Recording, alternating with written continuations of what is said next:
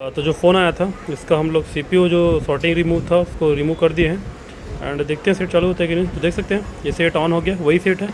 Simply इसका पीयूमी वाला line short था जो कि सीपीयू के अंदर यूएसबी आईसी के अंदर जाती है। तो सिंपली उसको रिमूव किए सॉर्टिंग को। देन एक फेक चार्जिंग आया। फेक चार्जिंग को एक लाइन शॉर्ट करना पड़ता है जो कि डाटा की लाइन होती है। इस डाटा की लाइन को हमने सिंपली शॉर्ट कर दिया ग्राउंड के साथ और ये जो सेट है वो प्रॉपर्ली ऑन हो गया।